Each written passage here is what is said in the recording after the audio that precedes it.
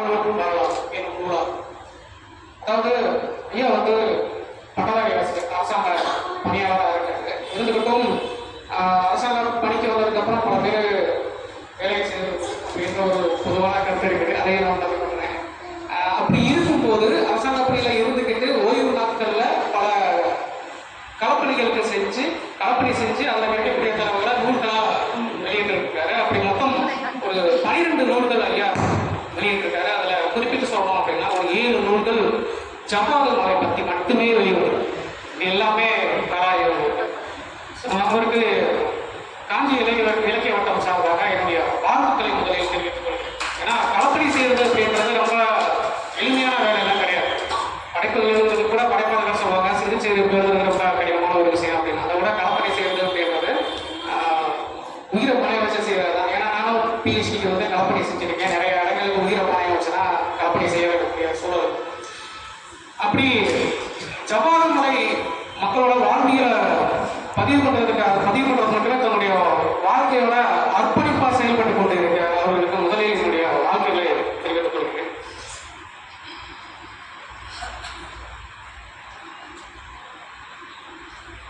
பொதுநிலையில இப்ப புத்தகங்களை நம்ம 3 வகைகளாக பிரிக்கலாம். பொதுநிலையில புத்தகங்களை 3 வகையாக பிரிக்கலாம். ஃபர்ஸ்ட் ஒன்று வந்து ஆய்வு நூல் அப்படின்னு சொல்லுவாங்க. அடுத்து வந்து படைப்பு நூல்கள், அதுக்கடுத்ததா ஆவண நூல்கள். இப்படி ஒரு 3 நிலைகள்ல பிரிக்கலாம். ஆய்வு நூல் அப்படின்னா அதுக்குன்னு சில நெறிமுறைகள் இருக்கு. அதை பின்பற்றி செய்யக்கூடியது ஆய்வு நூல்கள். அதே போல படைப்பு நூல் அப்படின்றது சிந்திச்சு எழுதக்கூடிய விஷயங்கள், அது படைப்பு நூல்கள் அப்படின்னு சொல்லுவாங்க. இங்க ஆவணப்படுத்துதல், ஐயா அவர்கள் இந்த நூலை ஆவணப்படுத்தி இருக்காரு. அதனால ஆவணப்படுத்துதல் அப்படின்னா என்ன அப்படின்னா தனக்கு தேவையான ஒரு விஷயத்த தேவையான இடத்துக்கு போய் தேவையானவர்கிட்ட செய்திகளை சேகரித்து அதை பகுத்து தொகுத்து பதிவு செய்யக்கூடியதான் ஆவண நூல் அப்படின்னு சொல்லுவாங்க. ஐயா இந்த எதை ஆவணப்படுத்திருக்காரு அப்படின்னு பார்த்தீங்கன்னா, அதாவது மேற்கு தொடர்ச்சி மலை அப்படின்னு சொல்லுவாங்க. மேற்கு தொடர்ச்சி மலை அப்படின்றது இந்தியாவோட தென்பகுதியில மேற்கு பகுதியில் இருக்கக்கூடிய கன்னியாகுமரியில் ஆரம்பிச்சு கிட்டத்தட்ட மத்திய பிரதேசம் வரைக்கும் போகும்.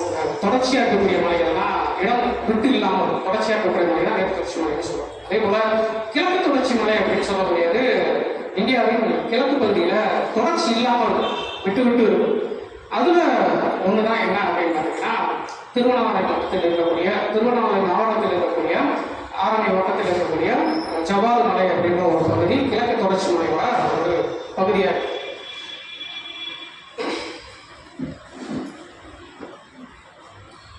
அந்த ஜவ்வாது மலையில இருக்கக்கூடிய ஊர்கள், ஃபர்ஸ்ட் அதோட ஊர்கள், அதுக்குரிய காரணங்கள், அங்கு வசிக்கக்கூடிய மக்களோட பண்பாடு, பழக்க வழக்கம், சமயங்கள், இது எல்லாத்தையுமே கலாய்வு பண்ணி ஐயா பதிவு பண்ணியிருக்காரு. இந்த பதிவு ஏன் முதல்ல தேவை, அதாவது பழங்குடியின மக்கள்னா யாரு, எதுக்கு இந்த பதிவு தேவை அப்படின்றது ஃபர்ஸ்ட். பழங்குடியின மக்கள் அப்படின்றவங்க யாரு அப்படின்னு பார்த்தீங்கன்னா 2000 வருஷத்துக்கு முன்னாடி நிறைய நம்ம இலக்கியங்களை படிச்சுதான் 2000 வருஷத்துக்கு முன்னாடி மக்கள் எப்படி இருக்காங்க அப்படின்றத தெரிஞ்சுக்கணும். ஆனா 2000 வருஷத்துக்கு முன்னாடி மக்கள் எப்படி வாழ்ந்துருக்காங்க அப்படின்றத நேரில் போய் பார்க்கணும் அப்படின்னா இந்த மாதிரி மலைவாழ் இடங்களுக்கு போனோம் அப்படின்னா நம்ம நேரடியா பார்க்கறதுக்கு வாய்ப்பு. அதே போல தொல்தொழில் மக்களோட மிச்சங்களாக தான் நான் சொல்றேன். தொல்தொழில் மக்களோட மிச்சங்கள், அவங்களோட அடையாளங்களாக தான் இவங்க இன்னைக்கும் இருக்காங்க. நம்மளும் தமிழ் மக்கள்ல வழிதான் வருவோம். ஆனா பல விஷயங்களை நம்ம காலம் கடந்து வந்ததுனால பல விஷயங்களை விட்டுட்டு வந்துட்டோம், பல விஷயங்களை மறந்துட்டோம். ஆனா இன்னைக்கும் ஒரு சில விஷயங்களை மரபுப்படியை பின்பற்றிட்டு வரக்கூடியவங்க அந்த பழங்குடியின சமூக மக்களாக தான் இருக்காங்க. அதனால அவங்க தொல்தொழில் மக்களின் மிச்சமாகவும் அடையாளங்களாகவும் பார்க்க வேண்டியது அவசியமாக இருக்கிறது. அதே போல இவங்களுடைய பற்றிய பதிவுகள் ஏன் தேவை, இவங்களுடைய பதிவுகள் ஏன் தேவை அப்படின்னு பார்க்கும்போது நம்ம ஏற்கனவே சொல்றது மாதிரி இந்த மரபு சார்ந்த விஷயங்கள் பல இடங்கள்ல நம்ம விட்டுட்டு வந்துட்டோம். ஆனா அவங்க என்ன பின்பற்றிட்டு வராங்க அப்படின்னு சொல்லும்போது அந்த மருத்துவம், நாட்டு மருத்துவம், எந்த நோய்களுக்கான மருத்துவம் அவங்களுக்கே தெரியும், வெளியில போய் வேண்டெல்லாம் தேவையில்லை. அதே போல சடங்கு, நம்பிக்கை, பழக்க வழக்கங்கள், வழிபாடு, விருந்தோம்பல், மனிதநேயம், இது எல்லாத்தையுமே அவங்க சில பின்பற்றிக்கிட்டே வராங்க. பல போக்கில் சில மாற்றங்கள் இருந்தாலும் மரபுமுறை தொடர்ச்சியாக பல விஷயங்களை அவங்க பின்பற்றிக்கிட்டே வராங்க. அதில் ஒரு சில விஷயத்துக்கு எடுத்துக்காக சொல்லணும் அப்படின்னு பார்த்தீங்கன்னா இந்த விருந்தோம்பல், மனிதநேயம் அப்படின்றத நான் என்னுடைய அனுபவத்திலே நான் பார்த்துருக்கேன். அதாவது திண்டுக்கல் மாவட்டத்தில் சிறுமலை அப்படின்ற ஒரு பகுதி இருக்குது. அந்த சிறுமலையும் கிழக்கு தொடர்ச்சி மலையில ஒன்றுதான். சிறுமலையும் கிழக்கு தொடர்ச்சி மலை, அங்கேயும் பழங்குடியின மக்கள் வாழ்றாங்க. அவங்களை பற்றியும் பதிவு பண்ணியிருக்காங்க.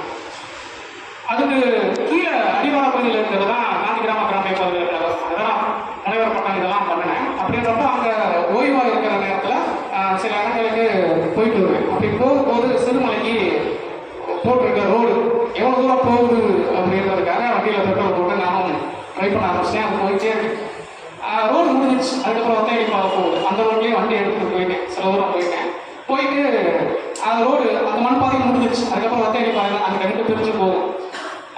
அந்த இடத்துல திருப்பி அங்கே சில மாணவர்கள் விளையாண்டுட்டு இருக்காங்க, குழந்தைகள் விளையாண்டுட்டு இருந்தாங்க. அங்கே பெரும்பான்மை மக்கள் அதிகமாக தான் பார்க்க முடியும். சில மாணவர்கள் விளையாண்டுட்டு இருந்தாங்க குழந்தைகள். தம்பி எங்களுக்குள்ள எதுவும் அறிவு இருக்குதா அப்படின்னு கேட்டேன். ஆமாண்ணே அறிவு இருக்கு, பார்க்குறீங்களா அப்படின்னு கேட்டேன். சரி பார்க்குறேன் அப்படின்ட்டு வண்டியை நிப்பாட்டிட்டு, அதாவது தெரியாத இடம், இதே நேரத்தில் நான் வண்டியை எங்கே போயிருக்கேன்னு எனக்கு இன்னும் தெரியாது. கண்ணை கட்டி காத்த விட்டது மாதிரி பார்க்கணும் அப்படின்னு சொல்லிட்டு வண்டியை நிப்பாட்டிட்டு அவன் கூட்டு போயிட்டான். ஒத்தையடி பாதையில் ஒரு கிலோமீட்டர் கூட்டு போயிருக்கான்னு வைங்களேன். கூட்டு போயிட்டேன். அங்கே போய் அருவியை காட்டினேன். அருவியில் தண்ணி இல்லை. சரி திரும்ப போகலாம் அப்படின்ட்டு போது, ஆனால் நான் வரேன் வீட்டுக்கு போகிறேன் நேரமாச்சு அப்படின்ட்டு பக்கத்தில் இருக்க முதல் வழியை ஓடி போயிட்டேன். எனக்கு வழி வருது. நானும் ஒரு 2 அந்த ஒத்தையடி வந்த பாதையில போகலாம் அப்படின்னு பார்க்கும்போது எனக்கு அந்த பாதை கரெக்டாக தெரியல. நிறையா பாதை தெரியறதுனால நிறையா கரெக்டாக தெரியல. அதனால கொஞ்சம் நேரம் என்ன பண்ணுறதுன்னு யோசிச்சுட்டே இருந்தேன். புதிய இடம், புதர், காடு ஏதாவது தின்னுட்டு போயிடுச்சுன்னு என்ன பண்ணுறது நம்மளா அப்படின்னு பயந்துட்டே இருந்தேன்.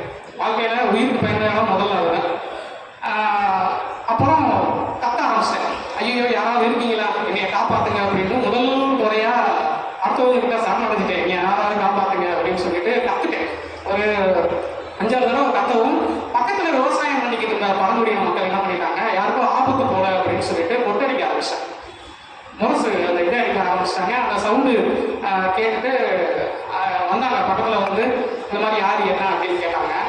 இந்த மாதிரி சொன்னேன், நான் வந்திருக்கேன். ஓகே வந்தேன், அவங்க விட்டுட்டு போயிட்டேன், எனக்கு வழி தெரியல அப்படின்னு சொல்லும்போது அவங்க கூப்பிட்டு உட்கார வச்சு எனக்கு சாப்பாடு போட்டு சாப்பிட்டு தான் போனோம். எனக்கு யாருமே தெரியாது, எதுக்கு வந்ததுன்னு தெரியாது. சாப்பாடு போட்டு அதுக்கப்புறம் தான் என்னை அனுப்புனாங்க. ஐயா வண்டி நான் பொதுத்தில் நிப்பாட்டி வச்சேன், பயமா இருக்கு அப்படின்னு சொல்றப்ப, நீங்கள் சாதியை வச்சுட்டு வந்தாலும் யாரும் எடுத்துகிட்டு போக மாட்டாங்க. சாதியை வச்சுட்டு வந்தாலும் அந்த இடத்துல யாரும் எடுத்துகிட்டு போக மாட்டாங்க. நீங்கள் 10 நாள் கழிச்சு போய் பார்த்தா நல்லா இருக்கும் அப்படின்றத சொன்னாங்க. அப்படின்றப்போ அதெல்லாம் கேட்கறதுக்கு பிரமிப்பா இருந்தது. ஏன்னா வண்டி காஞ்சிபுரம் பசங்களை வண்டி நிப்பாட்டி வச்சுட்டா 10 நிமிஷத்துல எங்க இருக்குன்னு தெரியாது. அதே போல இன்னொரு இடத்துல சிறுமலை அடிவாரத்தில் அசலையம்மன் கோயில் அப்படின்னு ஒன்று இருக்கு. ஃப்ரீயா இருக்க நேரம் மாணவர்கள் எல்லாம் போவோம். அந்த இடத்துல வழிபோக்கம் நடந்து போவோம். ஒரு டைம் போயிருக்கும் போது அசலையம்மன் கோயிலில் பழங்குடியின மக்கள் வழிபாடு பண்ணிக்கிட்டு இருந்தாங்க. திருவிழா பண்ணி திருவிழா முடிஞ்சிருச்சு, எல்லாம் கிளம்பி போயிட்டாங்க. சாப்பாடு மட்டும் இருந்தது. நாங்கள் போன நேரத்துக்கு சாப்பிட்றீங்களான்னு கேட்டாங்க. உட்காந்து ஒரு 6 அடி இடம் எல்லா பேருக்குமே சின்ன சின்னதெல்லாம் அவங்க வேறுபாடுலாம் யாருக்குமே பார்க்கல. 6 அடி இடம் ஒவ்வொரு ஆள். அது மாமிசம் தான், ஒவ்வொரு பீஸையும் தண்ணி. நாங்களாம் எதிர்பார்க்கவும் இல்லை, அதை உணர்ந்து புரிஞ்சுக்கவும் முடியல. எல்லாம் அள்ளி போட்டாங்க. சாப்பாடுலாம் கம்மியாக தான் இருந்துச்சு. அப்போ பார்க்க விருந்தோம் யாருக்கும் முதல் தெரியாத ஆட்களுக்கு அவங்க அவ்வளோ செய்கிறாங்க அப்படின்றத நம்ம உணவு பூர்வமாக புரிஞ்சுக்க முடியாது. இன்னைக்கு விருந்தும் 3 நாள் அப்படின்னு நம்ம பார்க்க வழக்கத்தில் சொல்லிட்டு இருக்கோம். அவங்களுக்கு விஷயம் தெரியுதா என்னன்னு கூட தெரியாது. மருந்து 3 நாள், ஓகே மருந்து 3 நாள், அதுக்கு மேலே செய்யக்கூடாது. விருந்தை நம்ம எதுக்கு 3 நாள் நம்ம அப்படி ஆக்கலாம்.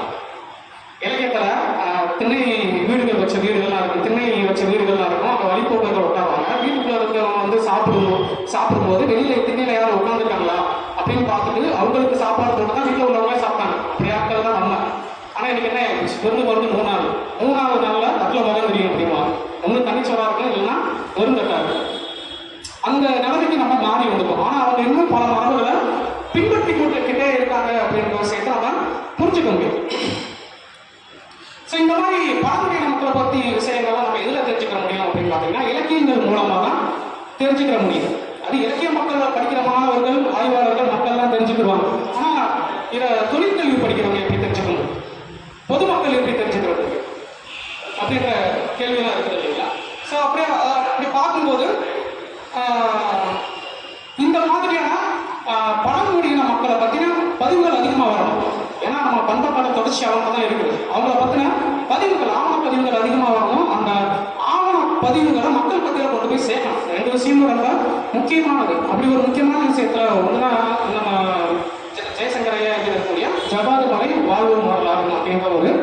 நூல். அது அவருடைய முக்கிய பங்களிப்பாக இருக்குது. அதே போல இந்த நூலை இது போன்ற குழு கூட்டங்கள் மூலம் மக்களுக்கு அறிமுகப்படுத்துறதுல காஞ்சி இலக்கிய வட்டம் மிகப்பெரிய பங்களிப்பை செஞ்சிருக்கிறது. இது வரவேற்புக்குரியதாக இருக்கிறது அப்படின்றது நான் என்னுடைய அடுத்து நேரடியாக நூல் பற்றிய ஆய்வுக்கு போயிடலாம். ஜவ்வாது மலை வாழ்வும் வரலாறு ஐயாவோட கடினமான 5 ஆண்டு பணிகள், 5 ஆண்டுகளுக்கு மேல களப்பணிகள் செஞ்சு ஓச்சிருக்கேன் அப்படின்றாங்க. அதே போல 282 ஊர்கள், ஜவ்வாது மலையில் இருக்கக்கூடிய 282 ஊர்களுக்கு நேரடியாக போய் அங்க இருக்கக்கூடிய மக்கள் கிட்ட ஊர்கள் அந்த ஊருக்கான பெயர் காரணங்கள், அவங்களுடைய பண்பாடு, கலாச்சாரம் இதெல்லாம் தெரிஞ்சுக்கிட்டு அதை வரிசை முறைப்படுத்தி ஆவணப்படுத்தியிருக்காரு.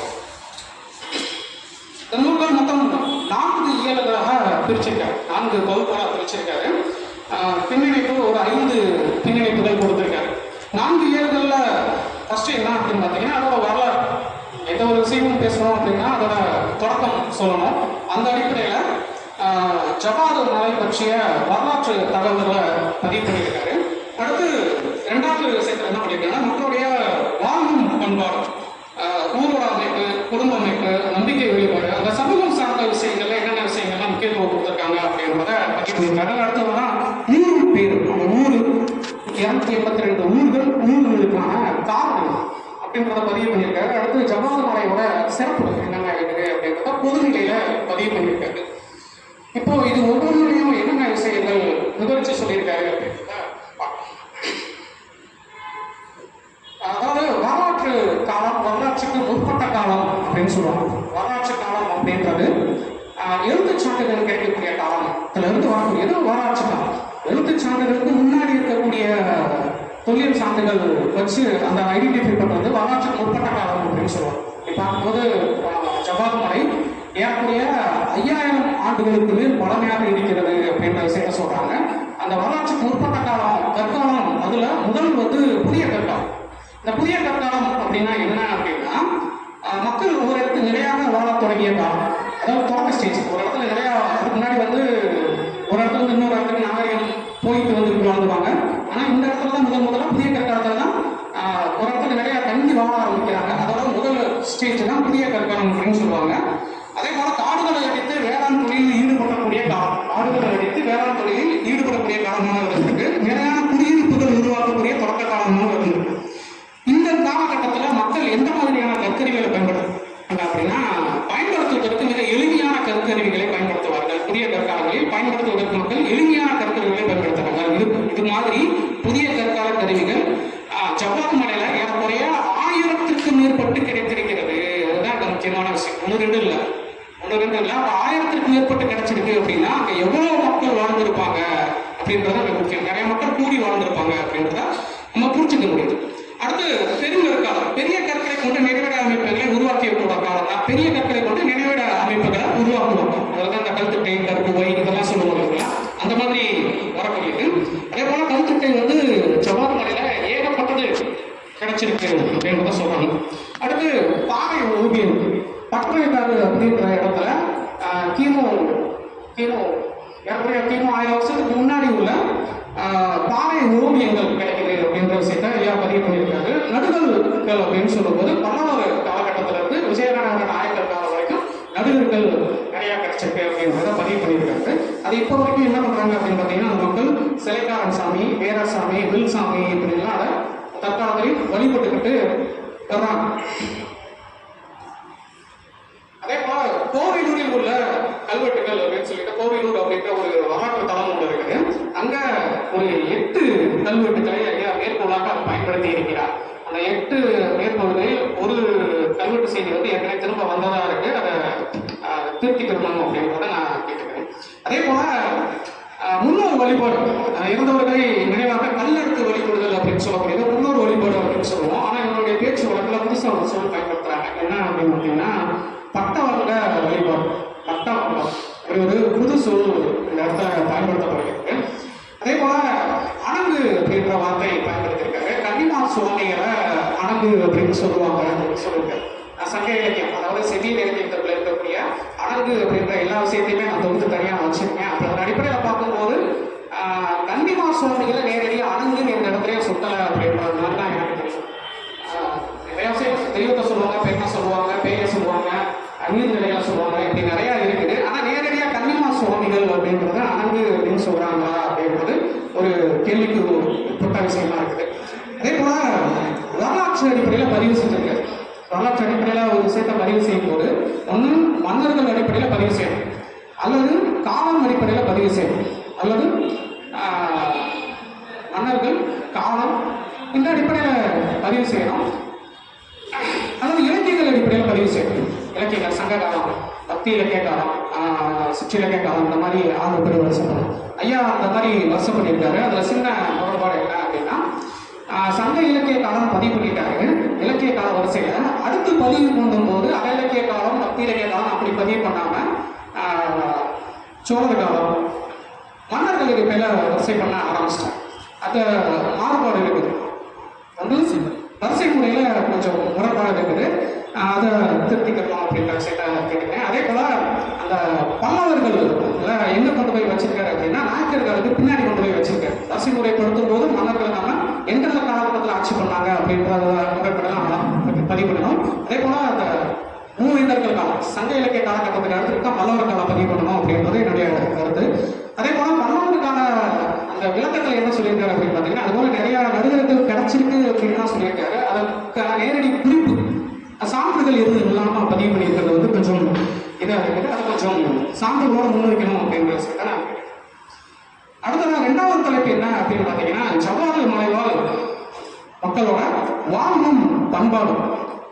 இதில் நம்ம பல விஷயங்களை புதுசாக தெரிஞ்சக்கூடிய அளவுக்கு பதிவு பண்ணியிருக்காரு. ஃபர்ஸ்ட் என்ன சொல்லியிருக்காரு அப்படின்னு பார்த்தீங்கன்னா, ஊரோட அமைப்பு எப்படி இருக்கு, அடுத்து குடும்பத்தோட அமைப்பு எப்படி இருக்கு, நம்பிக்கை வழிபாடுகள் எப்படி இருக்கு அப்படின்ற விஷயத்த பதிவு பண்ணியிருக்காரு. ஃபர்ஸ்ட் ஊர் கட்டுப்பாடு. ஊரோட அமைப்புல ஊர் கட்டுப்பாடு. இன்னைக்கு எந்த இடத்துலையுமே எல்லா இடத்துலையும் ரூல்ஸ் அண்ட் ரெகுலேஷன்ஸ் இருந்தாலும் யாரும் கட்டுப்பாடுகளை பின்பற்றுவது கிடையாது. எல்லா இடத்துலையுமே போக்குவரத்தாலும் சரி, கல்வி நிறுவனம் சரி, அரசாங்கம் சரி, எதுவுமே ரூல்ஸ் அண்ட் ரெகுலேஷன்ஸ் எல்லாத்துக்கும் இருந்தும் யாரும் அதை பின்பற்றுவது கிடையாது. இன்னும் ஆச்சரியமான ஒரு விஷயம் என்ன அப்படின்னு பார்த்தீங்கன்னா, அந்த பழங்குடியின மக்கள்கிட்ட ஒரு கட்டுப்பாடுன்னு ஒன்று இருக்குது. அதை இப்போ வரைக்கும் ஃபாலோ பண்ணிக்கிட்டே இருக்காங்க. அதுதான் இவங்களுடைய முக்கியமான பங்காக நாம் பார்க்கணும். அதே போல ஊரில் இருக்கக்கூடிய முக்கியமான தலைவர்கள் யாரு அப்படின்னு பார்த்தீங்கன்னா, நாட்டாமை, அடுத்து ஊரான் அப்படின்னு சொல்லக்கூடியவர், அடுத்து கங்காழி, அடுத்து மூப்பர். இவங்க தான் முக்கியமான ஊர் தலைவர்கள். இவங்க முன்னிலையில தான் அந்த ஊர்ல எந்த விஷயம் நடக்கணும்னாலும், நல்ல விஷயம் நடக்கணும்னாலும் இவங்க முன்னிலையில தான் நடக்கும், சில கெட்ட விஷயங்கள் நடக்கணும்னாலும் இவங்க முன்னிலையில தான் நடத்துவாங்க. அதே போல பஞ்சாயத்து எது நடந்தாலும் இவங்க தான் போய் தீர்த்து வைப்பாங்க. அதுபோல தீர்ப்பு வழங்கக்கூடிய நீதிபதியாவே ஊரான கருதுறாங்க. ஊரான் அப்படின்றத தீர்ப்பு வழங்கக்கூடிய நீதிபதியாவே கருதுறாங்க. இவர் தான் கட்டுப்படுத்தக்கூடியவராக இருக்காரு. சில பிரச்சனைகள் எல்லையை மீறி போகும்போது இந்த ஊரான் தான் வெளியே வந்து காவல்துறையிடம் பதிவு செய்யக்கூடியவராக இருக்கிறார். வேற யாரும் போய் காவல்துறையிட்ட அந்த விஷயத்தை நிறைய அணுகக்கூடாது. ஊரான் தான் அந்த பஞ்சாயத்தை காவல்துறையிட்ட கொண்டு போறாரு. அடுத்து திருட்டு சம்பந்தமான செய்திகள் நிறைய பதிவிருக்கு.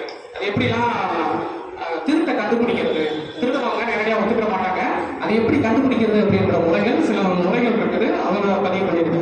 ஃபர்ஸ்ட் ஒன்று என்ன அப்படின்னு பார்த்தீங்கன்னா, திருடனவங்களை யாரும் கண்டுபிடிக்கிறதுக்கு செங்கல், கேழ்வரகு இது ரெண்டையும் ஒன்றா மிக்ஸ் பண்ணி ஒரு இடத்துல நைட்டு வச்சுருவாங்க. மறுநாள் காலையில் அந்த யார் நம்ம திருடர்களா சந்தேகப்படுறாங்க அவங்ககிட்ட இதை கொடுத்து வாயில போட்டு நல்லா சொல்லுவாங்க. அதை துப்பும் போது மாவா வந்துச்சு அப்படின்னா அவன் திருடன், தண்ணியா வந்துச்சு அப்படின்னா அவன் திருடன் இல்லை. இப்படி ஒரு முறை இருக்குது. இது எந்த அளவுக்கு சாத்தியம் அப்படின்றது தெரியல. அதே போல திருட்டை கண்டுபிடிச்சாங்கன்னா அவனுக்கு என்ன தண்டனை அப்படின்னா தண்டனைகள் கொடுப்பாங்க. தண்டனை இது பணம் கட்டுறது, அபராத தொகை கட்டுறது, அது ஒரு முறை. அதே போல அந்த அருகம்புல்லை எடுத்து பஞ்சாயத்து மத்தியில ஊரான் உட்கார்ந்துருப்பாரு. அந்த ஊரான் மடியில அருகம்புல்லை வச்சுட்டு ஊரார் எல்லாருக்காக இது வந்து வழங்கக்கூடியது தண்டனையா சொல்றாங்க. அடுத்து திருட்ட இன்னொரு மாதிரி எப்படி கண்டுபிடிக்கலாம், திருடனா எப்படி கண்டுபிடிக்கலாம் அப்படின்றதுக்கு இன்னொரு முறை என்ன அப்படின்னு பார்த்தீங்கன்னா, வழிபாடு தேங்காய் இருக்கும், தேங்காயை உடச்சி வச்சிருவாங்க. வழிபட்ட நெல்லை ஒவ்வொரு ஆளுக்கும் கொடுத்துருவாங்க. திருடர்களாக சந்தேகப்படக்கூடிய ஒவ்வொரு நபர்களுக்கும் கொடுத்துருவாங்க. அந்த ஒவ்வொரு நபர்களும் அந்த தேங்காயில அந்த நெல்லை போடணும். அந்த நெல்லை போடும்போது திருடன் போடும்போது மட்டும் அந்த தேங்காய் வந்து அவன் காட்டி கொடுத்துருவான். அவனை சுத்தி வந்து காட்டி கொடுத்துரும் அப்படின்றத பதிவு பண்ணியிருக்காரு. அதே போல சாணிப்பால் முறை அப்படின்றா. சாணிப்பால் தண்ணியை கொதிக்க வைக்கிறது மாதிரி இந்த சாணியை 100 டிகிரி செல்சியஸ்ல கொதிக்க வைப்பாங்க. கொதிக்க வைக்கும்போது இது அடக்க ரொம்ப ஹீட்டாக இருக்கும். ஹீட்டாக இருக்கும்போது அந்த கல் அல்லது காயினை உள்ள போட்டு சந்தேகமாக இருக்கக்கூடியவங்களை உள்ள கைவிட்டு எடுத்து அப்படின்னு சொல்லுவாங்க. இதுக்கு பயந்துட்டே நிறைய பேர் ஒத்துக்குவாங்க, நான் திருடேன் அப்படின்னு சொல்லி நிறைய பேர் ஒத்துக்குவாங்க அப்படின்ற விஷயத்தை சொல்லியிருக்காரு. அதே போல இது அடுத்து முக்கியமான விஷயம் அப்படின்னு பார்த்தீங்கன்னா சத்திய சுனை அப்படின்னு ஒன்று இருக்கு. நாச்சாமலையில நாச்சியம்மன் கோயில்ல சத்திய சுனை அப்படின்னு ஒன்று இருக்கு. சுனைனா பாறையில நீர் தேங்கி இருக்கும் இல்லைங்களா, சுனை. நீதி வழங்கும் சுனை அப்படின்னு சொல்லுவாங்க. இதுல எப்படி கண்டுபிடிக்கிறாங்க அப்படின்னா அந்த சுனையில அந்த தப்பு செஞ்சவங்கெல்லாம் காலை வச்சு நிற்பாங்க, ஓரத்துல ஒரு காலை வச்சு நிற்பாங்க. அந்த தண்ணிக்குள்ள வெத்தலையை போட்டு அது மேல கற்பூரத்தை ஏற்றி விட்டாங்க அப்படின்னா திருவிழை யாரும் அவே கால்களை வந்து அது காட்டி கொடுத்துரும் அப்படின்ற விஷயத்தை பதிவு பண்ணியிருக்காங்க. சரி, இதை அதோட பதிவு பண்ணியிருக்கலாம். அடுத்து என்ன சொல்றாங்க அப்படின்னு பார்த்தீங்கன்னா தற்காலத்தில் குற்றவாளிகளை பிடிக்க புலனாய்வுத்துறையினால் பின்பற்றப்படுகிறது இந்த முறை. தற்காலத்தில் குற்றவாளிகளை பிடிக்க புலனாய்வுத்துறையினால் பின்பற்றப்படுகிறது அப்படின்ற விஷயம் எந்த அளவுக்கு உண்மை என்பது தெரியல. இந்திய கலந்த ஆன்மீகம் அப்படின்ற விஷயத்தையும் பண்ணியிருக்காங்க. அதுக்குரிய சான்றுகளை முன்வைக்கணும் அப்படின்றத நான் கேட்கிறேன். அடுத்து செருப்பால் அடித்தால் தீட்டு. செருப்பால மேக்ஸிமம் இன்னைக்கு அந்த இதெல்லாம் இருந்துச்சு இல்லை. செருப்பால் அடித்தால் தீட்டு. எந்த மாதிரி தீட்டு அப்படின்னா செருப்புனால அடி வாங்கினா எங்கேயும் சேர்க்க மாட்டான், அந்த வீட்டுக்குள்ளே போகக்கூடாது. அது தீட்டு எப்படி கழிக்கணும் அப்படின்னு பார்த்தீங்கன்னா சில தீர்த்தம் தெளிச்சு தீட்டை கழிக்கலாம். செருப்பால் அடிச்சவனுக்கு என்ன தண்டனை அப்படின்னு பார்த்தீங்கன்னா பஞ்சாயத்து கூட்டணும். பஞ்சாயத்து கூட்டி அந்த செருப்பால் அடிச்சவனுக்கு தீர்த்து கழிக்கிறாங்க இல்லைங்களா, அந்த நிகழ்வு நடக்கும். இவனுக்கு என்ன தண்டனை அப்படின்னு பார்த்தீங்கன்னா 14 மரக்கால் அரிசி, 50 கிலோ எடை உள்ள பண்ணி, அந்த குழம்பு வைக்கிறதுக்கான செலவு, அந்த பஞ்சாயத்து அபராத தொகை, இதெல்லாம் கேட்டோம். அந்த பஞ்சாயத்துல கூட்டுனவங்களுக்கு இதெல்லாம் வச்சு சாப்பாடு போடும். அதுதான் இவனுக்கான தொகை. அதனால என்ன பண்ணுவாங்க, பெரும்பான்மை செருப்பால் அடிக்கணுன்ற விஷயத்துக்கு யாரும் போக மாட்டாங்க. எதுக்கு நமக்கு தேவையில்லாத செலவு, அடிச்சு விட்டு தேவையில்லாத செலவு அப்படின்ட்டு இந்த மாதிரி விஷயத்துக்கு யாரும் கொண்டு வர மாட்டாங்க. அடுத்து செருப்பு அணியாத கிராமங்கள்ல இன்னும் இருக்குது அப்படின்னு சொல்றாங்க. நம்ம நாகரிக காலகட்டத்தில் செருப்பு அணியாத இடங்கள் சில இடங்களை நம்ம வேற மாதிரி பயன்படுத்துவோம். துட்டு போடக்கூடாது, செருப்பு அணியக்கூடாது அப்படின்ற விஷயம்லாம் நம்ம வேற மாதிரி பயன்படுத்துவோம். ஆனால் இவங்க என்ன மாதிரியான கருத்து ரீதியாக பயன்படுத்துறதுன்னா சீங்காடு அப்படின்ற ஒரு இடத்துல மக்கள் வந்து செருப்பு அணிய மாட்டாங்க. அதை பூமித்தாய அவமதிக்கிற மாதிரி ஆயிடும். செருப்பு போட்டோம்னா பூமித்தாயை அவமதிக்கிற மாதிரி ஆயிடும். பயிர் விளைச்சல் வந்து அதிகமாக இருக்காது. அதனால நாங்கள் செருப்பு அணியறது இல்லை. ஒருவேளை ஊருக்கு வெளியே போகும்போது செருப்பு அணிகிறாங்க அப்படின்னா தீர்த்தம் தெரிஞ்சுட்டு தான் உள்ள வருவோம். அவ்வளோ பண்பாடுகளை ஃபாலோ பண்ணக்கூடியவங்களா இருக்காங்க. அடுத்ததாக குடும்ப அமைப்பு. குடும்ப அமைப்பு எப்படி இருக்கு? குழந்தை பிறப்பு. ஃபர்ஸ்ட் ஒன்று குழந்தை பிறப்பு அப்படின்னு தான் சொல்றாங்க. அது என்ன அப்படின்னா ஊருக்குள்ள ஒவ்வொரு ஊருக்குள்ளேயும் தனியாக ஒரு குடிசை அப்படின்றது ஒன்று இருக்கணும். அந்த குடிசையில கூப்பெய்தியவர்கள் குழந்தை கற்றவர் வந்து ஒரு 8 நாள் இருப்பாங்க. குழந்தைய அங்கதான் பிறக்கும். ஆஸ்பத்திரி கூப்பிட்டு போக மாட்டாங்க, அல்லது அவங்க வீட்டில் வச்சும் பிரசவம் பார்க்க மாட்டாங்க. இப்போ அவங்க வீட்டுக்குள்ள தேவதைகள்லாம் இருக்குன்னு அவங்க நம்புறாங்க. அப்படின்றப்ப குழந்தை பிறக்கிறது வந்து தீட்டாக இருக்கிறாங்க. இந்த தீட்டு இருக்கிறதுனால இருந்துச்சு அப்படின்னா அந்த வீட்டில் இருக்க தேவதைகள்லாம் வெளியே போயிடும். அதனால நம்ம வீட்டில் குழந்தை பெற்றுக்க கூடாது அப்படின்றதுனால அந்த ஒரு குடிசை ஊர்ல மத்தியில பொதுவாக ஒரு குடிசை ஒன்று இருக்கும். அந்த குடிசையில வச்சுதான் குழந்தை பெற்றுக்கிறது, பூப்பெய்தியவர்களை ஒரு 8 நாள் வைக்கிறது அப்படின்ற தீட்டு கழிக்கிறது அங்க எல்லாம் பண்ணுவாங்க. அதே போல குழந்தை பெற்றவர்களுக்கு மருந்து என்னென்ன கொடுக்குறாங்க அப்படின்னு பார்த்தீங்கன்னா பனை வெல்லம், வெள்ளை பூண்டு இதெல்லாம் கொடுக்குறாங்க. இதெல்லாம் எதுக்கான காரணம்னு சொல்றாங்க. பனை வெல்லம் கொடுக்கிறது ஜீரணம் ஆகிறதுக்காக. அதே போல வெள்ளை பூண்டு கொடுக்கிறது காயம் ஆறுவதற்காக. அதே போல கொடிரசம்னு சொல்றாங்க, உடல் சூட்டை தக்க வைக்கிறதுக்காக அப்படின்ற ஒரு விஷயத்த சொல்றாங்க. இது முக்கியமான என்ன விஷயம் அப்படின்னு பார்த்தீங்கன்னா தரவுகள் கிடைச்சிருக்கு. ஆனா இந்த விஷயத்தை இன்னைக்கு யாரும் பயன்படுத்துவதே இல்லை. 15 ஆண்டுகள் ஆகிவிட்டது. இந்த முறையை கடைசியாக பின்பற்றி 15 ஆண்டுகள் ஆகிவிட்டது. இப்போ இந்த முறையும் அந்த மக்களிடத்தில் வழக்கில் இல்லாமல் போய்விட்டது. அடுத்த காதலி விழா. நம்ம எல்லாருக்கும் தெரிஞ்ச விஷயம் தான். தாய்மொழி மொழியில நம்ம எப்படி பண்றோமோ அதே மாதிரி தான் அவங்களும் பண்றாங்க. இதுல முக்கியமான விஷயம் என்ன அப்படின்னு பார்த்தீங்கன்னா ஆண் பெண் பிள்ளைகள். எங்க வீட்டில் எவ்வளோ ஆண் குழந்தைகள் இருக்கு, எவ்வளோ பெண் குழந்தைகள் இருக்கு அப்படின்றது, அதாவது திருமணத்துக்கு நம்ம தகவல் தெரிவிப்போம் இல்லையா. எங்க வீட்டில் அது நம்ம சடங்கை தான் அப்படி சொல்லுவாங்க. நான் கேள்விப்பட்டிருக்கேன். சடங்கு எதுக்கு வைக்கிறோம், எங்கள் வீட்டில் இந்த பெண் குழந்தை இருக்கு, யாராவது பெண் கேட்டுவாங்க அப்படின்றதுக்காக தான் நம்ம சடங்கை நிகழ்வு போட்டு சொல்றோம். ஆனால் இவங்க காரணத்தையே அப்படிதான் சொல்றாங்க. எங்கள் வீட்டில் இந்த பெண் குழந்தைகள் இருக்கு, ஆண் குழந்தைகள் இருக்கு. அது ஏன் அப்படின்னா திருமணத்திற்கு எங்க வீட்டில் இந்த இத்தனை பேர் நபர்கள் இருக்காங்க அப்படின்னு தெரிவிக்கிறதுக்காக தான் இந்த நிகழ்வு நடத்துறாங்க அப்படின்னு திருமணத்துல நம்ம நடத்துறது மாதிரி தான் பெரும்பான்மை நடத்துறாங்க. அதுல பன்றிக்கறி சமையல் தான் போடுவாங்க. கண்டிப்பா பன்றிக்கறி சமையல் அப்படின்றது இருக்கும். அருகம்புல்லால தான் வாழ்த்துவாங்க மணமக்களை.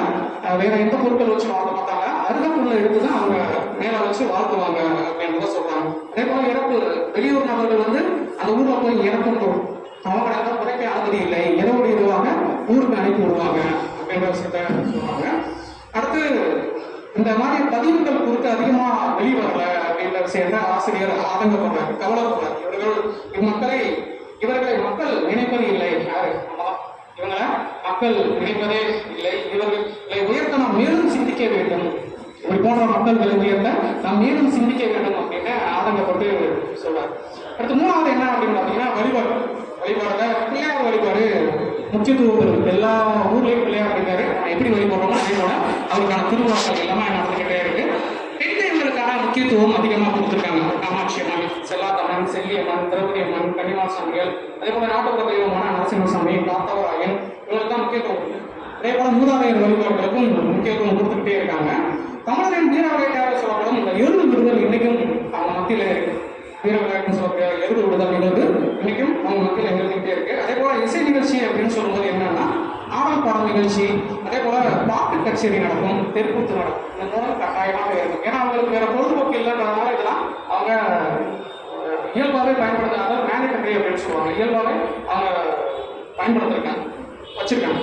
அதே போல சக்தி பெட்டி அப்படின்னு சொல்றாங்க. அந்த சக்தி பெட்டி, ஒரு பெட்டி இருக்கும், அந்த கண்ணாடி கூரைக்குள்ள ஒரு பெட்டி இருக்கும். அந்த பெட்டிக்குள்ள கல் ஆயுதங்கள் இருக்கும், கற்கால மக்கள் பயன்படுத்தின கல் ஆயுதங்கள் இருக்கும். அதை எங்க இருக்குன்னா அரசர் வீட்டில் இருக்கும், அந்த நாட்டாமை வீட்டில் இருக்கும். அதை எடுத்து வழிபடுவாங்க அப்படின்றதே சொல்றாங்க. அதே போல கல் ஆயுத வழிபாடு பெரும்பான்மை இடத்துல அங்கே இன்னும் வழிபாட்டிலே இருக்கிறது, கல் ஆயுத வழிபாடு. அடுத்து முக்கியமான விஷயம் என்ன, மூணாவது சாப்டர் ஊர் பேர். இதெல்லாம் நான் சொன்னேன். முதல்ல இந்த நூல் எழுதப்பட்டதுக்கான முக்கிய நோக்கமே, தகவல் திறக்கப்பட்டது இந்த ஜவ்வாது மலை மக்களோட ஊர் பெயர், அந்த ஊருக்கான காரணங்களை எழுதுகிறது தான் தொடங்கப்பட்டது அப்படின்னு நிறைய சொல்றாரு. அடுத்ததான் மற்ற விஷயங்கள்லாம் அதில் ஆடு பண்ணி ஜவ்வாது மலை வாழ்வு வரலாறு அப்படின்னு மாற்றப்பட்டது. 282 ஊர் பெயர்களை எடுத்துக்கொண்டு கராய்வு செய்து அவற்றிற்கான காரணங்களையும் இதில் விளக்கியுள்ளார். கராய்வு செய்து அதுக்கான காரணங்களையும் இதில் சொல்லியிருக்காங்க. அந்த ஊர் பெயருக்கான காரணம் இந்த 282 ஊர் பேர்களை பதிவு செய்யறாங்க அப்படின்னா அந்த 282 ஊர்களுக்குமே காரணம் பேராக, அதான் முக்கியமான விஷயம். அதே போல அந்த ஒவ்வொரு ஊரிலும் எத்தனை வீடுகள் உள்ளது என்பதை பதிவு செய்துள்ளார். ஒவ்வொரு ஊரிலும் எத்தனை வீடுகள் உள்ளது என்பதையும் பதிவு செய்துள்ளார். நிலப்பெயர்கள் அமைந்த ஊர்கள் அப்படின்னு தனியா பிரிச்சிருக்காரு. ஒரு மொத்தம் 17 வகையா பிரிச்சிருக்காரு அந்த ஊர் வகைகளை. அதுல முதல்ல என்ன அப்படின்னு பாத்தீங்கன்னா நிலப்பெயர்கள் அமைந்த ஊர் பெயர்கள், அதாவது பள்ளம், ஏரி, முட்டம் பகுதியில் குடியிருப்புகளை உருவாக்கி வாழ்ந்துருப்பாங்க இல்லையா, அதாவது பகுதிகள்லாம் ஊர் பெயர் சொல்றாரு. ஒரு 44 ஊர் பெயர்கள் இருக்கு. 44 ஊர் பெயர்கள். ஒரு ஏற்காடு போன்ற சொல்றாங்க. பள்ளத்தூர், பள்ளம்னா என்ன, ரெண்டு பக்கம் அடப்பு இருக்கும், நடுவில் பள்ளம் இருக்கும், அதுதான் பள்ளம். பள்ளத்தூர் அது விளக்கம் சொல்றாங்க. இரு பக்கமும் மலைக்கு இடையில் ஓரையில் நீர் நிறைந்த பள்ளம் உள்ளது. இந்த பகுதியில் ஊர் இருப்பதால் இதற்கு பள்ளத்தூர் என்று பெயர் காரணம்.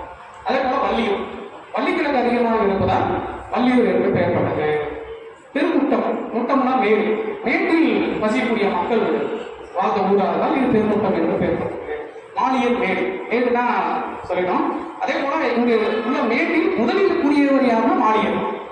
அதுக்கப்புறம் அங்க குடியிருப்புகள் உருவாயிடுச்சு, அதனால அது மானியர் மேடு அப்படின்னு. ஐயா அவர்கிட்ட இப்போ கலந்து பேசும்போது என்ன சொன்னார் அப்படின்னு பார்த்தீங்கன்னா, இப்போ வரைக்கும் இப்போ அவங்க உறவினர்கள் இருக்காங்க அப்படின்னா சேர்ந்து பேசிக்கிட்டு இருப்பாங்க. திடீர்னு அவங்களுக்குள்ள ஏதாவது பஞ்சாயத்து வச்சு போச்சு அப்படின்னா பக்கத்துல தனியாக ஒரு இடத்துல போய் குடியிருப்புகளை ஏற்படுத்தி அது மூலமா குடியிருப்புகளை பெருக்கிடுவாங்க அப்படின்னு சொல்றாங்க. அது போலதான் இந்த குடியிருப்புகள் வந்து நிறைய பெருகிடும். அடுத்து மலை என்ற பெயரில் அமைந்த ஊர்கள் வந்து மொத்தம் 11 சொல்லியிருக்காரு. 11 ஊர் பெயர்கள் இருக்காது. அதில் நீர்நிலை சார்ந்த பெயர்கள் மொத்தம் 63, மந்தை குடியிருப்பு உருவாக்கங்கள் அப்படின்னு 4, எல்லாம் ஊர் பெயர்கள். அந்த ஊருக்கான காரணங்கள் சொல்லியிருக்காரு. கொள்ளை என்ற பெயரில் மொத்தம் 23 ஊர்கள், கொட்டா என்ற பெயரில் முடியும் ஊர்கள் மொத்தம் 24, தாவர பெயர்கள் அந்த ஊர்கள் மொத்தம் 59, இது போல ஆள் பெயரை காட்டக்கூடிய ஊர்கள் வந்து மொத்தம் 24, விலங்கு பெயர்கள் அமைந்த ஊர்கள் வந்து மொத்தம் 9 இருக்கிறது. அதே போல குடிசை வீடு இன்னும் அமைக்கக்கூடிய பெயர்கள் வந்து மொத்தம் 8 இருக்கிறது. அதே போல காலனி அப்படின்னு சொல்லக்கூடிய ஊர் பெயர் வந்து ஒன்றா இருக்குது. மங்களம் அப்படின்னு சொல்லக்கூடிய ஊர் பெயர் வந்து ஒன்றாக இருக்கிறது. கோட்டை அப்படின்னு சொல்லக்கூடிய ஊர் பெயர்கள் வந்து மொத்தம் 2ஆக இருக்கிறது. வெள்ளி என்று குறிப்பிடும் ஊர் பெயர்கள் வந்து மொத்தம் 4ஆக இருக்கிறது. அதே போல பிற்காலத்தில் என்ன பண்றாங்க அப்படின்னு பார்த்தீங்கன்னா, பிற்காலத்தில் நகரம் உருவாகிட்டே இருக்கு அப்படின்னு சொன்னோம் இல்லையா, அதுக்கு எப்படி பேர் வைக்கிறாங்க அப்படின்றதுக்கு சில எடுத்துக்காரு. அண்ணா நகர் அப்படின்னு ஒரு ஏரியா ஊர் இருக்கு. அதுக்கு எப்படி காரணம் வந்துச்சு அப்படின்னா, அந்த ஊர்ல ஒரு பெரிய நபர் இருக்காரு. அவர் எல்லாருக்கும் உதவி செய்வாரு. அவர் எல்லாத்தையும் அண்ணன் அப்படின்னு கூப்பிடுவாங்க. அவர் சார்ந்த அந்த குடியிருப்பு உருவாகிறதுனால அவர் அண்ணா நகர். ஆண்டிக்கவுண்டர் நகர்னு ஒன்று இருக்கு. ஆண்டிக்கவுண்டர் அந்த ஊரோட சேர். அவர் அந்த ஊர் மக்களுக்கு நல்லதெல்லாம் செய்யறாரு. அதனால அவருடைய பெயர்லேயே அந்த ஊர் அமைச்சதுனால, அந்த ஊர்ல இருக்கிறதுனால அந்த ஊர் பகுதியை ஆண்டி கவுண்டர் நகர் அப்படின்னு நினைக்கிறாங்க. அதே போல குப்பன் நகர். அந்த குப்பன் தான் அந்த பகுதியில் முதல்ல குடியேறினாரு. அதனால அந்த குப்பன் நகர். எம்ஜிஆர் நகர் இங்க என்ன அப்படின்னா, எம்ஜிஆரோட ரசிகர் முதலில் குடியேறியதுனா இது எம்ஜிஆர் நகர் அப்படின்றது காரண பேரா சொல்லியிருக்காரு. அடுத்ததா என்ன அப்படின்னு பார்த்தீங்கன்னா, ஜவஹர் மலையின் சிறப்பு இயலா இருக்கக்கூடியது. முக்கிய தொழில் பொதுவான விஷயங்களை கூட அதில் சொல்லியிருக்காங்க. முக்கிய தொழில் விவசாயம், திணை, உரவை, சாமை இதெல்லாம் பயிரிடக்கூடியதாக இருக்கு. அதே போல பல வகைகள் மா, பலாசு, சீதா இந்த இதெல்லாம் பயிரிடக்கூடியதாக இருக்குது. அதே போல விலங்குகள் என்ன இருக்கு அப்படின்னு பார்த்தீங்கன்னா, மான், குளநெறி, யானை இது போன்ற விலங்குகள்லாம் இருக்குது. இதில் முக்கியமான விஷயம் என்ன அப்படின்னு பார்த்தீங்கன்னா, மலையில் காண வேண்டிய இடங்கள், செவ்வாய் மலையில் காண வேண்டிய இடங்கள் அப்படின்னு சொல்லிட்டு ஒரு 18 இடங்களை குறிப்பிட்டிருக்காரு. கோவில், சிவன் கோயில், கோடப்பன் ஏரி, பீமா அருவி இந்த மாதிரி குறிப்பிட்டிருக்காரு. இது ஒவ்வொன்றுக்கும் எங்க இருக்கு, இதோட சிறப்பு என்ன அப்படின்ற விரிவாக்கமும் கொடுத்துருக்கு. ரொம்ப விரிவான விரிவாக்கமாக இருக்கு. அதே போல இந்த ஜவ்வாது மலையில் உருவாகக்கூடிய ஆறுகள் என்னென்ன, செய்யாறு, ஆரணியாறு, கமண்டல நாகநதி இதெல்லாம் உருவாகுது அப்படி அதுக்கான வழக்கமும் கொடுத்துருக்காரு. அதே போல போக்குவரத்து வசதிகள் எங்க இருந்து எங்க வரைக்கும் போகுது, ஜவ்வாது மலையில் போக்குவரத்து வசதிகள் இதெல்லாம் புது செய்தி. எங்க இருந்து எங்க வரைக்கும் வசதி, என்ன டைம்ல எங்க இருந்து எங்க போகுது அப்படின்ற விஷயத்துல, எந்த தரத்துல போகுது அப்படின்றதெல்லாம் பட்டியலிட்டு கொடுத்துருக்காரு. அதே போல நோய்க்கான மருந்துகள், அந்த மக்கள் தாவரங்கள் இருந்து என்ன மாதிரியான மருந்துகள் தயாரிக்கிறாங்க அப்படின்ற விளக்கமும் கொடுத்திருக்காரு. கல்வியை பத்தி சொல்ல போனோம் அப்படின்னா 112 பள்ளிகள் இருக்கிறதா சொல்லியிருக்காரு. முதல் பள்ளி ஜமுனா மருத்துவர் அப்படின்ற இடத்துல 1917 தான் உருவாயிருக்கு. அடுத்து அதே பள்ளியை, இந்த தொடக்க பள்ளியை 1960 நடுநிலை பள்ளியா மாத்திருக்காங்க. 1986 மேல்நிலை பள்ளியா மாத்திருக்காங்க. பள்ளிகள் கல்வி அப்படின்றது ஒரு சமூகத்துக்கு ரொம்ப முக்கியமான ஒரு விஷயம். ஏன்னா நான் கல்லூரியில மாசம் இருக்கும்போது, எங்க கல்லூரியில ஓவிய நிகழ்வு நடக்கும் போது, ஓவிய பயிலாக்கம் நடக்கும் போது, கோத்தகிரி மாவட்டத்துல இருந்து பழங்குடியின மக்கள் வந்து ஒரு ஓவியங்களை பயிற்சி கொடுத்தாங்க. ஃப்ரீயா இருக்கும்போது அவங்க பேசும்போது அவங்களுக்கு கல்வி அறிவு அப்படின்ற விஷயமே இல்லை. வருத்தமான பதிவு என்ன அப்படின்னு பார்த்தீங்கன்னா, கல்வி சார்ந்த அவங்களுக்கு ஒரு புரிதல் இல்லை. ஆனால் அவங்களுக்கு தான் அதிகமான சலுகைகள் இருக்கு அப்படின்றது நம்ம சொல்லிதான் அவங்களுக்கு புரிய வருது. அதெல்லாம் அவங்களுக்கு நேரடியாக கொண்டு போய் நம்ம தான் செய்யணும். அதே போல அரசு ஜவ்வாது மலையை சுற்றுத்தலமாக அறிவித்திருக்கிறது. அதில் அறிவிப்பதற்கு என்ன பண்றாங்க அப்படின்னு பார்த்தீங்கன்னா, ஜூன் ஜூலை மாசத்துல கோடை விழா கொண்டாடப்படுகிறது அப்படின்ற தகவல் கொடுத்துருக்கு. அதே போல வாரச்சந்தை நம்ம ஊர்ல நடக்கிற மாதிரிலாம் இருக்கு. வாரம் ஒரு 10 கடை இருக்கும், அடுத்த வாரம் 10 20 கடை இருக்கும், அடுத்த வாரம் மறுபடியும் 15 கடை இருக்கும். இப்படிலாம் திருவிழா மாதிரி நடக்கும். வாரச்சந்தைகள் மலைப்பகுதிகளில் திருவிழா போல் நடைபெறும். ஜமுனா மருத்துவ திங்களன்றும் அந்தியாம்பட்டி என்ற இடத்தில் குறைகிழமையும் நடக்கும் அப்படின்ற விஷயத்தை பதிவு பண்ணிருக்காரு. நிறைவாக முடிவாக என்ன சொல்லியிருக்காரு அப்படின்னு பார்த்தீங்கன்னா, எல்லா கேள்விகளோட முடிவும் தொகுத்து சொல்லியிருக்காரு. அதுல முக்கியமான ஒரு பாயிண்ட் என்ன சொல்லியிருக்காருன்னா, மலை வளம் காப்போம், மனித நேயம் வளரும். மலை வளம் அப்படின்றது அந்த மக்களையும் ஊரையும் சரி மக்களையும் சரி நம்ம காக்கணும். இன்னைக்கு பெரும்பான்மை பார்க்கப்படாத இடங்கள், அதாவது பழக்கத்துக்கு உட்படாத இடங்கள் எல்லாமே நாம் மலைகள்ல பெரும்பான்மை மக்கள் வசிக்கிற இடங்கள் எல்லாமே நாம். அதனாலதான் நம்ம தான் பதிவு பண்ணணும், அதெல்லாம் நம்ம தான் காப்பாற்றணும். அதே போல பின்னணிப்பு என்ன கொடுத்துருக்காரு, பின்னணிப்புக்கு முன்னாடி என்ன கொடுத்துருக்காருன்னா, அவருக்கு தகவல் தந்தவங்களோட பட்டியல், யார் யார் தகவல் கொடுத்தா அப்படின்ற ஒரு 20 பேர் சொல்லியிருக்காரு. எல்லா ஆய்வுகளையும் பயன்படுத்துறத யார் யார் தகவல் கொடுத்தாங்க அப்படின்ற தகவலாக பட்டியல். அது முக்கியமான விஷயம் என்ன அப்படின்னு பார்த்தீங்கன்னா, அதுக்கு பின்னாடி ஒரு 3 பேர், அவங்க யாரு, எப்போ பிறந்தாங்க, அவங்க அப்பா அம்மா யாரு, என்ன தொழில் பண்றாங்க அப்படின்ற டேட்டாவும் சேர்த்து கொடுத்துருக்காரு. அடுத்து பின்னணிப்பு வந்து ஒரு புத்தகத்துல ரொம்ப முக்கியமான விஷயம். நம்ம நூல் எழுதியிருக்கோம் அப்படின்னா அதை உண்மை அப்படின்னு நிறுவுவதற்குரிய இடம், சான்று வைக்கக்கூடிய இடம் தான் பின்னணிப்பு அப்படின்னு சொல்லுவாங்க. அந்த பின்னணிப்புல முதல்ல என்ன அப்படி பண்ணியிருக்காருன்னா, 282 ஊர்களும் அகரவரிசைப்படுத்தப்பட்டு அந்த நூலில் இடம்பெற்ற பக்கம் கொடுக்கப்பட்டுள்ளது. அடுத்து பின்னணிப்பு 2ல பொது தகவல், சாலைகள் என்னென்ன இருக்கு, சுகாதார நிலையங்கள் என்னென்ன இருக்கு, விவசாய கட்டடங்கள் வங்கிகள் என்னென்ன இருக்கு, 2011 மக்கள் தொகை கணக்கெடுப்பை அட்டவணைப்படுத்தணும் கொடுத்துருக்காரு. அதே போல குடியிருப்புகள் 3வது பின்னணிப்புல குடியிருப்புகள் பத்தி சொல்லியிருக்காரு. இதுல ஆய்வாளரோட புதிய கண்டுபிடிப்பு ஒன்று இருக்கு. என்ன அப்படின்னா, அரசு ஆவணங்களில் குறிப்பிடப்பட்ட குடியிருப்புகளின் அட்டவணை கொடுத்திருக்காரு. அரசு ஆவணங்கள்ல ஜபாத்மலையில என்னென்ன குடியிருப்புகள் அப்படின்றத கொடுத்திருக்காரு. அடுத்து அரசு ஆவணங்களில் இல்லாத, அதாவது குறிப்பிடப்படாத சில குடியிருப்புகளை ஐயா பதிவு பண்ணதுல புதுசா ஒரு 3 ஊர் ஆட் பண்ணியிருக்காரு. அது இவருடைய ஊர்ல புதுசா பதிவு பண்ணியிருக்காரு. கோவிலானூர், போர்நெல்லி மருந்தூர், நாச்சாமலை, கொல்லக்கோட்டாய் அப்படின்ற ஒரு 3 இடத்த புதுசா கண்டுபிடிச்சு இது அரசு ஆவணப்பதிவுகளில் இல்லாத ஒரு ஊர் அப்படின்னு சொல்லிட்டு அடையாளம் பண்ணியிருக்காரு.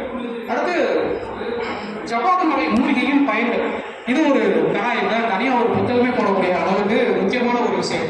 இதை எப்படி பிரிச்சிருக்காருன்னா, அட்டவணைப்படுத்திருக்காரு. தாவரத்தின் பெயர், அதன் பயன்படும் பகுதி, குணமாக்கும் நோய்கள். இப்போ எடுத்துக்காட்டு சொன்னா அத்திமரம், அத்திமரத்துல நம்ம எதை மட்டும் பயன்படுத்துவோம் அப்படின்னா அதோட பட்டை அல்லது பால். இதை மட்டும் பயன்படுத்தா என்ன நோய் குணமாகும்? உள்ரணம், அதாவது உள்காயம் ஆர்வம் அப்படின்ற விஷயத்தை அட்டவணைப்படுத்திருக்காரு. இது போல ஒரு பூவரசு அப்படின்னா அதோட காய் மட்டும் தான் பயன்படுத்தும். இது எதை குணமாக்கும் அப்படின்னு பார்த்தீங்கன்னா படப்பாறை, தோல் நோய், தொலைப்பணம் கொடுத்துக்கூடிய இது மாதிரி ஒரு அட்டவணையை ஒரு 3 தகவல்கள் சொல்லக்கூடியதா பட்டியல்படுத்திருக்கு. இது மட்டுமே இன்னும் ஒரு எக்ஸ்ட்ரா ஆய்வு பண்ணோம் அப்படின்னா தனி ஒரு நூலாவே போடலாம். அந்த அளவுக்கு விரிவாக சொல்லியிருக்காரு. அடுத்து பின்னணிப்பு 5ல என்ன சொல்லியிருக்காரு அப்படின்னு பார்த்தீங்கன்னா, மக்கள் பயன்படுத்தும் வழக்கு சொற்கள், அந்த வழக்கு சொற்கள் வட்டார வழக்கம் ஒன்று இருக்கு இல்லைங்களா, அதை பதிவு பண்ணியிருக்காரு. இதில் சில முரண்பாடுகள் இருக்குது. என்ன அப்படின்னா, ஒரு 61 சொற்கள் பதிவு பண்ணியிருக்காரு. ஸோ இந்த புக்கை அனலைஸ் பண்ணுறதுக்கு நான் தனியாக ஒரு புக்கு வாங்கினேன். கோவிந்தராஜ் அப்படின்னு ஒருத்தர் பழங்குடி மக்களோட வழக்கு சொற்கள் அப்படின்னு ஒரு புக்கு போட்டிருக்காரு. அதில் கம்பேர் பண்ணும்போது சில விஷயங்கள் மாறுபடுது. இப்போ அணில் அப்படின்றத அந்தா அப்படின்னு ஐயா பதிவு பண்ணியிருக்காரு. அணில் அப்படின்றத அந்தா அப்படின்னு சொல்லுவாங்க அப்படின்றத பதிவு பண்ணியிருக்காரு. ஆனால் அவர் என்ன பதிவு பண்ணியிருக்காருன்னா அனத்தான் அப்படின்னு பதிவு பண்ணியிருக்காரு சொல்லுவாங்க. அப்புறம் கரி அப்படின்ற சிசி அப்படின்னு சொல்லியிருக்காரு. சிசி உள்ள சொல்லும்போது சிசி அப்படின்னு பயன்படுத்திருக்காரு. ஒரு எழுத்துப்பிழைகளா இருக்குது. ஆனால் அந்த ஆசிரியர் என்ன சொல்றாருன்னா சீச்சி அப்படின்னு, சிசி சிசி சீச்சி வேறுபாடு இருக்கு இல்லைங்களா, அப்போ அந்த இதை பயன்படுத்திருக்காரு. அதே போல வீடு அப்படின்றத இவங்க கூடு அப்படின்னு சொல்றாங்க. அவர் என்ன சொல்றாருன்னா ஊடு ஊடு. அதே போல உறவினர் அப்படின்றத ஒரு மறை அப்படின்றத ஐயா சொல்றாரு. அவர் என்ன உரமரை, அவர் சொல்றது வந்து உரமரை. அப்புறம் எது அப்படின்றத அனலைஸ் பண்ணி தான் பதிவு பண்ணணும் அப்படின்றத கேட்கிறேன். அடுத்து வண்ண புகைப்படங்கள், போட்டோ வந்து ரொம்ப முக்கியம். ஒரு ஆய்வு நூலுக்கோ ஆவணப்படுத்துறதுக்கோ புகைப்படம் அப்படின்றது ரொம்ப முக்கியம். அதே போல இந்த ஆய்வு நூல்கள் தரமாக இருக்குது, ஆனால் இதுக்கான புகைப்படங்கள் வந்து ரொம்ப கம்மியாக இருக்குன்றதா என்னுடைய உணர்வு.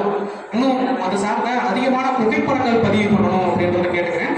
அதே போல ஜமுனாமுத்தூர் அப்படின்ற ஊரோட ஊராட்சியோட வரைபடத்தை பதிவு பண்ணியிருக்கேன். இது வந்து ரொம்ப உதவியாக இருக்கு. ஏன்னா ஊர் பேர் நமக்கு பெரும்பாலான இடத்துல தெரியாதுன்றதுனால உள்ள வாசிக்கும் போது அந்த ஜமுனாமுத்தூர் மேப்பை பார்க்கும்போது எந்த இடத்துல என்னென்ன இருக்குது அப்படின்றத புரிஞ்சுக்கிறதுக்கு உதவியாக இருக்கு. ஸோ இது போல இந்த நூல்கள் பற்றின தகவல்கள் இருக்குது. நான் பேசும்போதே சில நிறைகள் அதிகமாக சொல்லியிருக்கேன், குறைகள் கம்மியாக சொல்லியிருக்கேன். அதே போல அந்த ஊர் பேர் சொல்லும்போது கண்டென்ட்ல இந்த தாவர பேர்கள் ஒரு 59, விலங்கு பேர்கள் ஒரு 10 இது மாதிரி கொடுத்துருக்காங்க அப்படின்னு சொன்னேன் இல்லைங்களா, அந்த வரிசை முறை வேறையா இருக்கு. உள்ள விளக்கம் கொடுக்கும்போது அதோட ஆர்டர் முறை வேறையா, அதை வரிசைப்படுத்தணும் அப்படின்றத கேட்குறேன். அதே போல ஒரு செய்தியை சொல்ல வரும்போது ஒரே வார்த்தையில எத்தனை விஷயத்த சொல்ல முடியுமோ அதுதான் சொல்ல முடியும். 5-6 செய்திகள் இருக்குன்னா ஒரே வார்த்தையில சொல்ல வரும்போது நீங்க சொல்லிடுவீங்க, ஆனா படிக்கிறவங்களுக்கு அது சில இடங்கள்ல புரியும், சில இடங்கள்ல புரியாது. அதே மாதிரியான பிரச்சனைகள் இதுலையும் இருக்கு. அப்புறம் கமா எங்க வைக்கிறது, புள்ளி எங்க வைக்கிறது, அந்த பிரச்சனைகள்லாம் இதுல இருக்குது அப்படின்றத நான் குறிப்பிட்டுக்கிறேன். முக்கியமான விஷயம் என்ன அப்படின்னா, படைப்பாளர்கள்லாம் சொல்லுவாங்க தாய்க்கு கம்பேர் பண்ணி சொல்லுவாங்க. ஒரு குழந்தையை பெற்றெடுக்கிறதுக்கு சமமா சொல்லுவாங்க. அந்த படைப்பை உருவாக்குறதுக்கு எவ்வளவு கஷ்டப்பட்டேன், ஒரு தாய் ஒரு குழந்தையை பெற்றெடுக்கிறதுக்கு சமமா இருக்கும் அப்படின்னு சொல்லுவாங்க. பெற்று எடுத்துட்டா மட்டும் போதுமா, அதுக்கு விவரத்துறை வரைக்கும் வரணும் இல்லையா, அந்த ஒரு பணி இருக்குது பெற்றோர்களுக்கு. அதே போல படைப்பாளர்கள் படைப்பை உருவாக்கி இருந்தாலும் அதை செறிவு செய்யக்கூடிய அந்த படைப்பை உருவாக்குவதற்கு சமம்.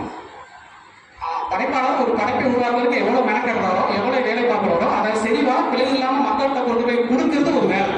அதுவும் அதுக்கு ஈக்குவலான வேலை தான். அப்போ அது வந்து சரியா இருந்தாலும் மக்கள் அப்படின்றது என்னுடைய கருத்து. இது போன்ற சிறு சிறு குறைகள் நூல்களில் இருந்தாலும் அதை மறுபொதுப்பில் சரியான பதிப்பாசிரியரிடம் கொடுத்து இதை தெரிவு செய்து பதிப்பிட வேண்டும் என்பது என்னுடைய கோரிக்கை. அப்படி இருந்தால் இன்னும் மிக அதிக அளவில் விற்பனையாகும், மக்கள் மத்தியில் ரீச் ஆகும் என்பது என்னுடைய கருத்து.